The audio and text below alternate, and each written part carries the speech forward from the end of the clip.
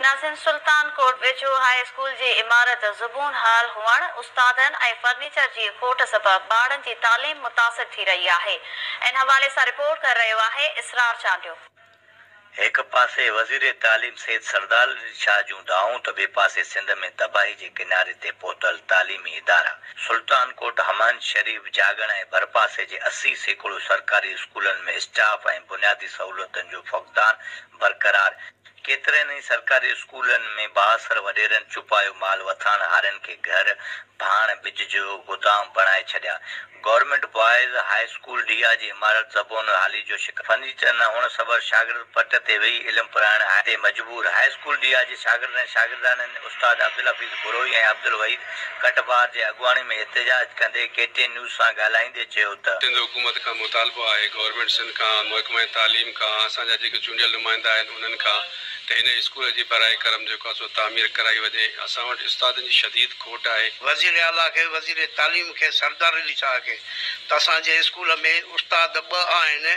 छोकिरा असां वटि 200 शागिर्द आहिनि जंहिंमें 45% लेडीज़ छोकिरियूं आहिनि।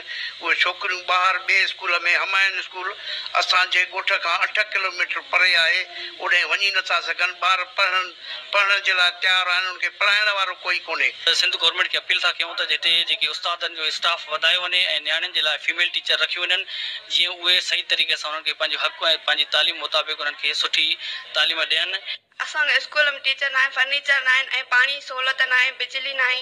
असां परे परे खां अचूं था पढ़ण लाइ, असां कंहिं शइ सहूलियत न आहे। बिजली जी ज़रूरत आहे, पाणी जी ज़रूरत आहे, दीवारुनि जी ज़रूरत आहे। असां स्टैंड ते असांजे स्कूल असां छोकिरियूं न अचनि नथियूं, इलाही छोकिरियूं। असांखे टीचर जी बि ज़रूरत। असांखे टैक्सा खपनि, फर्नीचर खपनि।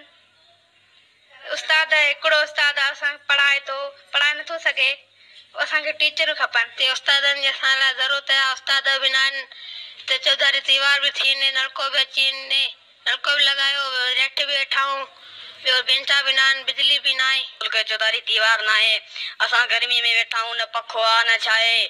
असां हेठि असांखे बेंचा ॾिना वञनि, चौधारी दीवार लॻायो वञे, न नलको आहे न पाणी आहे, कुझु बि सहूलियत असांखे न आहे। इदारा महिरबानी करे असांखे कुझु सहूलियत ॾिनो वञे। गवर्नमेंट बॉयज़ हाई स्कूल डिया जे उस्तादनि शागिर्दाननि ॻाल्हाईंदे चयो त स्कूल जी इमारत ज़बून हाली जो शिकार आहे। बुनियादी सहूलियतूं आणल आहिनि। हिननि DC शिकारपुर काशिफ नबी खोड़ो तालीम जे वज़ीर सैयद सरदार अली शाह खां नोटिस वठी स्कूल जे फुक़दान जो पूराओ करण जी घुर कई आहे। कैमरामैन अली शाह खां नोटिस वठी स्कूल जे फुक़दान जो पूराओ करण जी घुर कई आहे। कैमरामैन अब्दुल गफ़ार सदायो सां गॾु इसरार अली चांडियो, KTN न्यूज़, सुल्तान कोट।